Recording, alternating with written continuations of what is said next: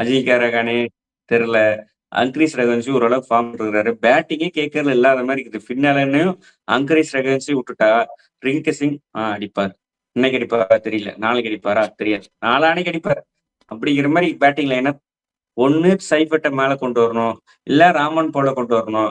எப்படி கொண்டு வந்தாலும் பவுலிங்ல சுனில் நரேனையோ இல்ல நம்ப பிளஸிங் முஸ்ரபனியோ உட்கார வைக்கணும். அப்படி உட்கார வச்சு பவுலிங்ல வீக் ஆகும். மொத்தத்துல இந்த டீம ஸ்ட்ராங் பண்றதுக்கு என்ன வழி?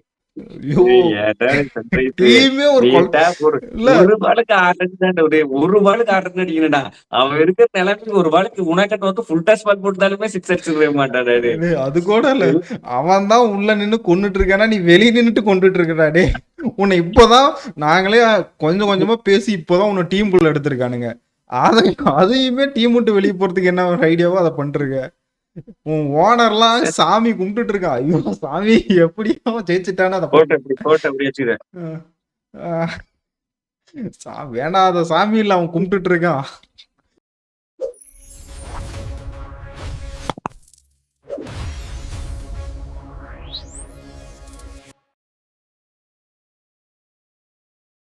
வணக்கம் கிரிக்கெட் கச்சேரி நண்பர்களே. எல்ஐஜி வெர்சஸ் கேகேஆரோட மேட்ச் ப்ரிவ்யூ தான் பார்க்க போறோம். ஒருத்தன் எப்படி ஜெயிக்கிறானே தெரியல. ஆனா ஒரு மேட்ச் சன்ரைஸ் கிட்ட கஷ்டப்பட்டு ஜெயிச்சிட்டான். எப்படியாவது ஜெயிச்சிட்டான்.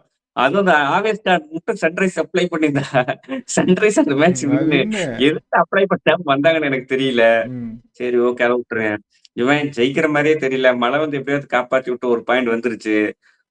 மேட்ச் எப்படி இருக்குது சுவாரஸ்யமா இருக்குமாலாம் கேட்காதீங்க. மொத்தல ஐபிஎல் மேட்ச் நாங்க அதுக்கு ப்ரிவ்யூ குடுத்துதான் ஆகணும்.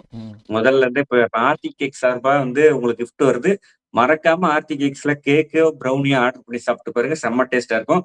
இப்ப வந்து பேட்டிங்ல இருந்து போலாம். போன மேட்ச் கேகேஆர் ஒரு சேஞ்ச் பண்ணாங்க. சுனில் நரேன் வந்து அன்வேல்னு சொல்லிட்டு ராமன் போல கொண்டு வந்தாங்க. இந்த மேட்ச் வெளில போட்டிருக்கலாம். ராமன் பால் வெளியே போயிருவாரா இல்ல வந்து பிளஸிங் முஸ்ரபானியை உட்கார வச்சுட்டு பின்னாலே ராமன் போலே செட் பண்ணுவீங்களா கேகேஆர்ல? இல்ல கேகேஆர் வந்து அந்த மேட்ச் பார்த்தீங்கன்னா மழை வந்து நின்றுச்சு. ஏதாவது ரிசல்ட் கிடைச்சிருந்தா கூட ஏதாவது சேஞ்ச் பண்ணுவாங்க அப்படின்னு கூட சொல்லலாம். போவல் நல்லா எக்ஸ்ட்ரா நிறைய பர்ஃபார்ம் பண்ணியிருந்தா ஓகே அப்படின்னு சொல்லலாம். ஆனால் நமக்கு தான் பண்றதே அதிசயம் அவனுங்க. பண்றதே மழை வந்து நின்று ஆனால் அப்படி பண்ணியாவது ஒரு பாயிண்ட் வந்ததுன்னு சந்தோஷப்பட்டுக்க வேண்டியதான். இல்ல மழை பெஞ்சிருக்குது. கேகேஆர்ல எப்படி ஸ்விங் ஆகணும் கொஞ்சம் கூட அறிவு இல்ல. பட் டாஸ் வின் பண்ணி ஃபர்ஸ்ட் பேட்டிங் ஆனாங்க பார்த்தீங்களா? அங்க இருக்கு மேட்ச் நடத்தா 90க்கு ஆல் அவுட் ஆயிருந்திருப்பாங்க. அதெல்லாம் இருக்கும். அதுவும் கேமரூன் கிரீன்லாம் பார்த்துட்டு இப்படி அப்பள ஷாட்ல ஒன்று ஆடி 2 கீப்பருக்கு கீப்பரும் நடுவில் விழுந்துச்சு பார்த்து. அப்பயே தெரிஞ்சது என்னடா பண்ணிட்டு இருக்கீங்க. மழை வந்து காப்பாத்திருச்சு. வெளிதான் போறான். குச்சி வெளிதான் போகுது. அந்த பால கொஞ்சமாச்சும் அவன் ஃபுல் பாலா போட்டாதான் ஸ்ட்ரெயிட் ஆட முடியும். கட் அடிக்கணும், தூக்கி அடிக்கலாம் அப்படின்னு சொல்லிட்டு ஒரு யோசனை இல்ல. 6 பால் ஃபின்னாலனுக்கும் கேம்ப் கிரீனுக்கும். எப்படி 2 பேரும் அப்படி இன்சைட் எட்ஜ்ல கேட்ச் குடுத்துட்டு போனாங்கன்னே தெரியல. ஒரு இன்டர்நேஷனல் கிரிக்கெட்டரு அவங்க ஒரு யோசனை கூட இல்ல. அந்த பால் எப்படி ஸ்ட்ரெயிட் ஆட முடியும்னு. Okay bro. அஜிங்கா ரஹானே தெரியல. அங்கரீஸ் ரகுவன்ஷி ஓரளவுக்கு ஃபார்ம் இருக்கிறாரு. பேட்டிங்கே கேகேஆர்ல இல்லாத மாதிரி இருக்குது. ஃபின்னாலனையும் அங்கரீஸ் ரகுவன்ஷி விட்டுட்டா, ரிங்கு சிங் அடிப்பார். இன்னைக்கு அடிப்பாரா தெரியல. நாளைக்கு அடிப்பாரா தெரியாது. நாளான்னைக்கு அடிப்பார். அப்படிங்கிற மாதிரி பேட்டிங் லைனப் ஒண்ணு சைஃபர்ட்ட மேல கொண்டு வரணும். இல்ல ராமன் போல கொண்டு வரணும். எப்படி கொண்டு வந்தாலும் பவுலிங்ல சுனில் நரேனையோ இல்ல நம்ப பிளஸிங் முஸ்ரபனியோ உட்கார வைக்கணும். அப்படி உட்கார வச்சு பவுலிங்ல வீக் ஆகும். மொத்தத்துல இந்த டீமை ஸ்ட்ராங் பண்றதுக்கு என்ன வழி? இல்ல அது கூட இல்ல. நீ நரேனை உட்கார வச்சாங்கன்னு சொல்ற. வருண் சக்கரவர்த்தி உட்கார வச்சுட்டாங்க. ப்ரோ வருண் சக்கரவர்த்திக்கு தான் கேட்ச் பிடிக்கும் போது இன்ஜுரினாங்க ப்ரோ. இன்ஜுரியா? அஜித் ரஹான் சொன்னாரா? சரி ஓகே இன்ஜுரியா இருக்கட்டும். இப்ப நான் என்ன கேக்குறேன், இன்ஜுரி சொல்லி கூட உனக்கு மொமெண்டம் இல்ல. ஒரு 2 மேட்ச் வெளிய உட்காருன்னு கூட சொல்லியிருக்கலாம். அப்படி கூட வாய்ப்பு இருக்கு. இல்ல அதெல்லாம் ஓகே. ஸ்பின்னர் யார் எடுத்திருக்காங்க பாத்தியா? அன்குல் ராய். ஒரே ஒரு அன்குல் ராய் ஸ்பின்னர். ஒரே ஸ்பின்னர். ஒருவேளை இல்ல அது ஒருவேளை போன மேட்ச் மழை பெஞ்சிருக்கு. ஸ்பின்னருக்கான தேவைகள் இருக்காது அப்படின்னு சொல்றது. நேத்து பாருங்க சடேஜாக்கு ஓவரே தரல. அப்படிங்கும் போது அந்த ஸ்ட்ராட்டஜி கூட யூஸ் பண்ணியிருந்திரலாம். அப்படி பார்த்தா பேட்டிங் ஃபர்ஸ்ட் எடுத்துக்க கூடாது.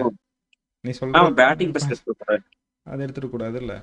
சரி விடு. அந்த டீம் ஏன்டா இப்படி ஆடுறாங்கலாம் சொல்ல நம்ம தான் சொல்லிட்டோம்.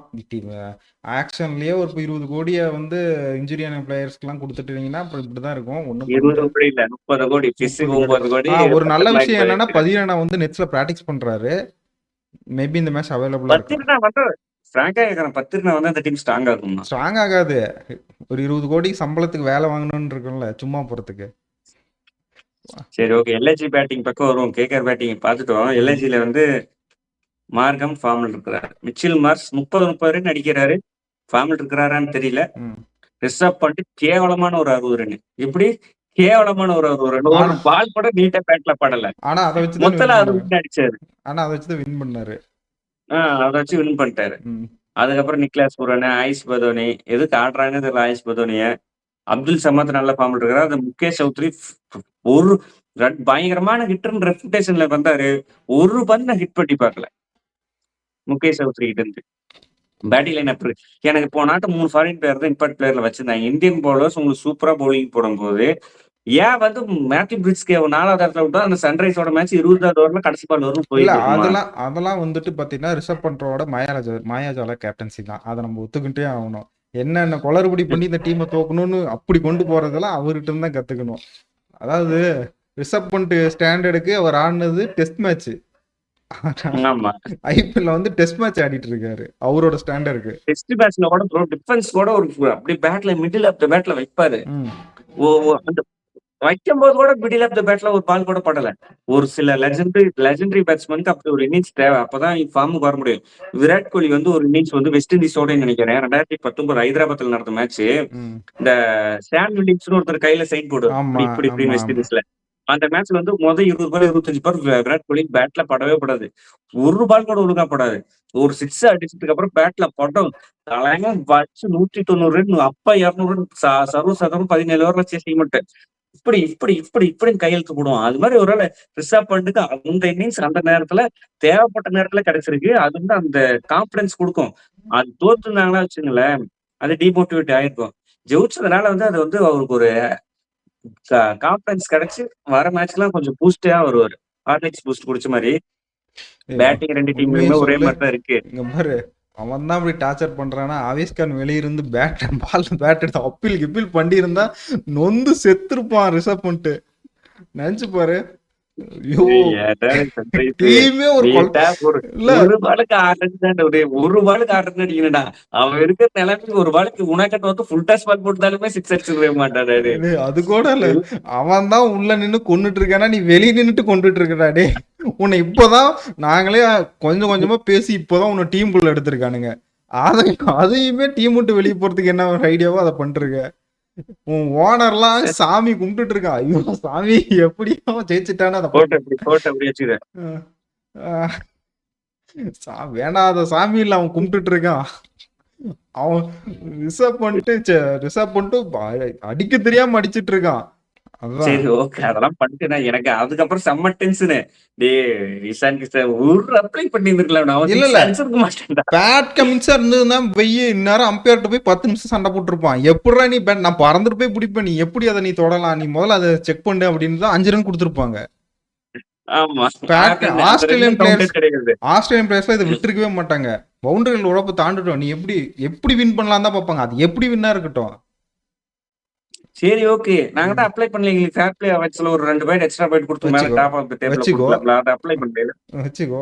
அப்பயும் கொடுக்க மாட்டாங்க எங்களுக்கு 2 பாயிண்ட் மைனஸ் பண்ணி அதல கூட 2 மேட்ச் 18 பாயிண்ட் தான் போட்டு வச்சிருக்காங்க.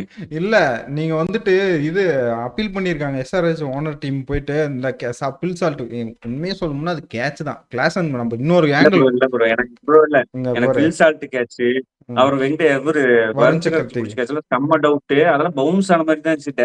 ஸ்ட்ரெயிட் ஆங்கிள் படும்போது அதே மாதிரி வந்து ஃபில் சால்ட்டோட கேட்ச் வந்து பவுண்டரி ரோப்ல பட்ட மாதிரி தான் இருக்கு. இல்ல எனக்கு பார்த்த வரைக்கும் அது படாத மாதிரி தான் இருக்கு. நான் பார்த்தேன் சீரியஸ்லி இன்னொரு ஆங்கிள் பார்த்தேன், படாத மாதிரி தான் இருக்கு. இல்ல அது எப்படின்னா கான்ட்ரவர்சியல் டிசிஷன். அது வந்து டெட் பால்னு கூட கொடுத்துட்டு அதுக்கு இன்னொரு பால் கூட ரெண்டு வேணும் டிக்கெட் வேணும். இல்ல ரொம்ப கான்ட்ரவர்சி ப்ரோ. அது பட்ட மாதிரி இருக்கு. மேட்சோட க்ரூஷியல் டைம்ல வந்துட்டு அப்படி பண்ணவே முடியாது. இப்ப ஆன்ஃபீல்ட் அம்பையர் இல்ல நீங்க சொல்ற பாயிண்ட் எனக்கு ஓகே ப்ரோ.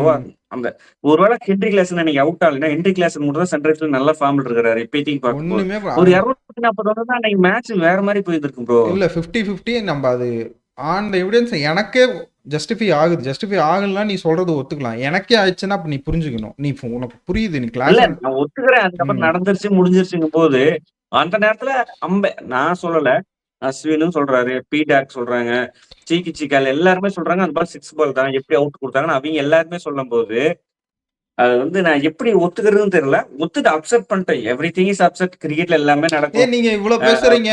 நேத்து ஆவிஷ் கான் அடிச்சது நீ அப்பீல் பண்ணியிருக்கணும்ல. இவ்ளோ பேசுறல்ல. அதானே வின்னிங் மொமெண்ட்டா இருந்திருக்கும். அப்புறம் நீ எதுக்கு அத போய் பேசிட்டு இருக்க? இதயவே அப்பீல் பண்ணல. சரி விடுங்க. முடிஞ்சு போச்சு. முடிஞ்சு போன ம். விஷயத்த பத்தி எல்ஐசி பவுலிங், ம். கேகேஆர் பவுலிங், எல்ஐசி கிட்ட பவுலிங் இருக்கு. ஃபிராங்கா பேசணும்னா பவுலிங் இருக்கு. வெஸ்ட் பெங்காலோட ராஜா ம். இங்க தான் இருக்கிறார். முகமது ஷமி எல்ஐசியில. அவர் பொறந்தது, வளர்ந்தது, படிச்சது, தூங்குனது, எந்தெந்த புல் எந்தெந்த இடத்துல எங்கெங்க இருக்கும்னு அவருக்கு நல்லாவே தெரியும். ம். அப்படிங்கும்போது ரஞ்சில 30, 40 விக்கெட் எடுத்திருக்காரு. சைடு முஸ்தக் அலில 20, விஜயகாசர் அலி 20ன்னு அங்கதான் விக்கெட் எடுத்திருக்கிறாரு. ம். அவரோட 4 ஓவர் ரொம்ப குருசிலா இருக்கும். இல்ல நம்ப என்னதான் பேசினாலும் எல்ஐஜி நம்ம ஸ்ட்ராங்குன்னு போனதுலேருந்து பேசிருக்கோம். பயங்கரமான லைன் அப்னு நான் பேசிட்டு இருக்கோம்.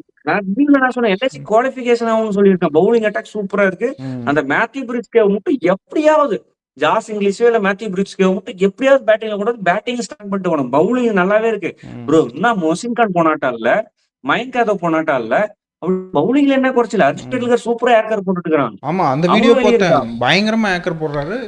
சொல்றேனே இந்த டீம்ல ரிசர்வ் பண்ணிட்டு இருக்க கேப்டன் மட்டும் கொஞ்சம் குடுத்து, தம்பி நீ பேட்டிங் மேல கான்சன்ட்ரேட் மிச்சல் மார்ஷோ மார்ஸ்கிட்டே கேப்டன குடுத்துட்டாங்கன்னு குடுத்துட்டு நீ வையி, பேட்டிங் மட்டும் ஆடு. டீம் கண்டிப்பா கப் அடிக்கும். இவங்க அப்துல் சமத் சூப்பரா விளையாடுறான் ப்ரோ. ம். சூப்பரா வந்து மேட்ச் எடுத்துட்டு போறான் அப்துல் சமத். ஆமா. உங்களுக்கு அப்துல் இருக்கிற சலாம் ஒரே பிரச்சனை அந்த ஆயுஷ் பதோனி மட்டும் தான். உனக்கு ஆயுஷ் பதோனி ஆடும்போது ஆடிக்குள்ள 5வது இடத்துலயே 6வது இடத்துலயே ஆடிட்டு உனக்கு வந்து மேத்யூ பிரிட்ஜ்க்கு கொண்டு வந்துரு. ப்ரோ மேத்யூ பிரிட்ஜ்க்கு விக்கெட்டே விட மாட்டான். ம். நம்ம சரி மேத்யூ பிரிஸ்கெட்ல ஜோஸ் இங்கிலீஷ் ஃபிட்டு உள்ள வந்துட்டாருன்னு தெரிஞ்சதுன்னு வச்சுக்கோவே, அழகா உள்ள ஆடி அவன் ஆடிட்டா டாப் 3ல வச்சுட்டாங்கன்னு வையி, ஒண்ணுமே பண்ண முடியாது. பவுலிங் செம்ம ஸ்ட்ராங். செம்ம ஸ்ட்ராங்கா நான் இருக்கு. ஆவேஸ் கான் இல்ல ஆவேஸ் கான் மொத 2 ஓவர் எப்படியுமே கேவலமா போடுவான். ம். ஆவேஸ் கான் எப்பயுமே 2 ஓவர் கேவலமா போடுவான். மொத 2 ஓவர். டெப்த் ஓவர்லாம் அவன நல்லா அந்த போடுவாரு. மொத 2 ஓவர் விட்டுரு. ம். டெத் ஓவர்ல உனக்கு சூப்பரா போட்டு குடுத்துருவான் ஆவேஸ் கான். ஆவேஸ் ம். கான் டெத் ஓவர்ல எப்பயுமே சூப்பரா பந்து போடுவான்.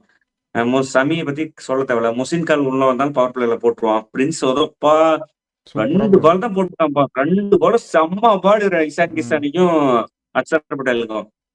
டிக்வேஸ் ஹெனரி ஃபார்ம்ல இல்ல. பார்த்தாவே தெரியுது. போட்டு செஞ்சு விட்டாங்க அன்னைக்கு நிதிஷ்குமார் டீம் கிளாஸ்னும். சித்தார்த் மணி மாரி சூப்பரா பந்து போறாரு. ஓரளவுக்கு பவுலிங் ஷார்ட் அவுட்டா இருக்கு. அப்படி இல்லைன்னா ம். அப்படி சொல்லுங்க. இல்லைன்னா நீங்க வந்து மார்க் மச்சோட 2 ஓவர், 1 ஓவர் தள்ளலாம். அந்த பக்கம் கேகேஆர் பக்கம் பார்த்தீங்கன்னு வச்சுக்கோங்களேன், வருண் சக்கரவர்த்தி அடி வாங்குறாரு, சுனில் நரேன் அடி வாங்குறாரு, முஸ்ரப் அலி விக்கெட் எடுத்தாலும் அடி வாங்குறாரு, வைபவ் ரோஹ்ரா விக்கெட் எடுத்தாலும் அடி வாங்குறாரு, நவ்தீப் சைனியை கொண்டு வந்திருக்காங்க. இவரு கார்த்திக் தியாகி இருக்காரு. எப்படி போட்டாலும் யார் போட்டாலும் அடி வாங்குறாங்க போது என்னதான் கேட்கறதுல என்ன வழி? ஒரு 200 ரன் தான் நாங்க என்னால குடுக்க முடியும்னா, அப்படிப்பட்ட பவுலிங் என்கிட்ட இல்லையே. என்கிட்ட ம். 200னா 220 லீக் பண்ற மாரி பவுலிங் அட்டாக் இருக்குன்னா, நான் வந்துட்டு என்னை இந்த 20 ரன் குஷன மேல அடிக்கிறது தானே பிளேயர்ஸ் ஏத்துவோம். அந்த ஐடியாவே கேட்கற யோசிக்க மாட்டேங்கிறாங்க. இல்ல நேத்து நரேன் வந்துட்டு உனக்கு இதுன்னு வச்சுக்கோவே, வெள்ளு இல்லைன்னா நீ இப்ப என்ன பண்ணுவீங்க, இந்த சான்ஸ் யூஸ் பண்ணி டிம் சைஃபர் தானே ஆடி இருக்கணும். எப்படி நீ ஆமா. ஃபினிஷருக்கு எப்படி போற? இல்ல சன்ரைஸோட என்ன பண்ணாங்கன்னா, சன்ரைஸோட கடைசி 6 ஓவர் 90 ரன் தான் அடிக்கணும். ம். ஒருவேள கிட்டர் நம்மகிட்ட இல்ல. ராமோன் பவுல் வந்து ஒரு வேள கிழிச்சிருப்பாரு அப்படின்னு நினைச்சுட்டு உள்ள கொண்டு வந்தாங்களான்னு நினைக்கிறேன். ராமோன் பவுல் இருந்ததால ஸ்பின்னர் போட்டா அவன் கேஸு. பாஸ் பவுலிங் மட்டும் தான் அடிப்பான். சன்ரைஸர்ஸ் நல்ல 2 நல்ல ஸ்பின்னர் இருக்கிறாங்க. ம். நீ ஸ்பின்னர் இல்லாத டீம் கிட்ட போனா கூட அது ஒரு வாய்ப்பு இருக்கு. சன்ரைஸ் 2 ஸ்பின்னர் வச்சிட்டு இருக்கும்போது, நீ உள்ள அவன் ராமன் பவுல் ஸ்ட்ரைக் கொண்டு வந்தீங்கன்னா 2 ஸ்பின்னர் போட்டுருப்பான். அத யோசிக்கல. ப்ரோ அன்னைக்கு டிம் சைஃபர்ட் இருந்தானா நீ சன்ரைஸ் தோத்துருந்திருக்கும். கிழிச்சிருப்பான் டிம் சைஃபர்ட். ம். ஃபிராங்கா சொல்லணும்னா. அதான் டிம் ஓப்பனிங் சைஃபர்ட்ட எப்படியாவது இன்க்ளூட் பண்ணணும். இல்ல இப்ப ப்ரோ எல்லாமே ஏதாவது ஒண்ணு ஸ்டார்ட் பண்ணும்ல. இல்ல இப்ப எல்லா டீமுமே பவர் பிளேல அடிக்கிறது தான் ரன்னே. 70, 80 அடிச்சு ஆமா. வச்சுக்கிறாங்க. அதுக்கப்புறம் மிடில் ஓவர்ல அடிக்க முடியல. அப்புறம் ஃபினிஷிங்ல அடிச்சு அவனுங்க மாரி அடிக்கிறாங்க. ப்ரோ இப்ப போன வருஷம் மாரி பேட்டிங் பிட்ச் 24, 25 வரை இந்த சன்ரைஸ் இப்ப ஆரம்பிச்சது சன்ரைஸ் தான். அந்த ம். பேட்டிங் பிட்ச் குடுத்து 2 அடிக்கணுங்கிறது. சன்ரைஸ் கொண்டு வந்து விட்டா அவன் 250, 270ன்னு அடிச்சு போடுறான். அதனால இப்ப எல்லாருமே என்ன பண்றாங்கன்னா, ஸ்லோ ட்ராக் போட்டுறானுங்க. ம். 200 மிஞ்சி போனா 220. அதான் ஹையஸ்ட் ஸ்கோரா இருக்கு. அன்னைக்கு ஆர்சிபி அடிச்சாங்கன்னா, அது அவ்வளவு பெரிய பேட்டிங் ட்ராக் நல்ல அவ்வளவு பெரிய பேட்டிங் ட்ராக்ல full and fully Tim David அடிச்ச ரன் அது. ம். அடிச்சா 6 மட்டும் தான் அடிச்சிருந்தான் அவன்.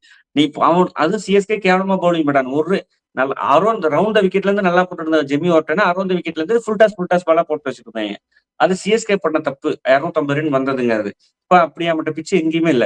நீ பவர் பிளேல 6 ஓவருக்கு மேக்ஸிமைஸ் பண்ணணும். நேத்து பாருங்க ஆர்ஆர் வந்து 4 ஓவருக்கு 60 ரன் அடிச்சாங்க. ம். அப்படிங்கிறது பவர் பிளேல மேக்ஸிமைஸ் பண்ணா மட்டும் தான் இங்க வின் பண்ண முடியுமா? நாம வந்து டிம் சைபெட்டி ஃபின் அலன் எப்படியாவது இன்க்ளூட் பண்ண முடியுமான்னு தான் பார்க்கணும். சரி, நிறைய சரி, ஓகே. பேசிட்டோம் இந்த டீம் பத்தி. சரி, யார் வின் பண்ணுவா?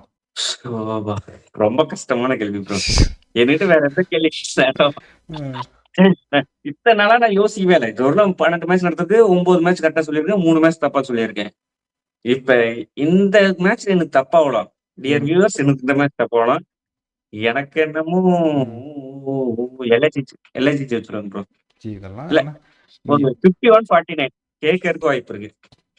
பாரு, கேகேஆர்ல கிரீனை தூக்கணும். என்னைக்கு ஒரு மேட்ச் உட்கார வச்சுட்டு அதுக்கப்புறம் கொண்டு வராங்களோ அப்பதான் கிரீன் அடிப்பாரு. அப்பதான் இல்ல ஹியூகோ. கிரீன் பவுலிங் போற மாரி ஒரு அப்டேட் வந்திருக்கு.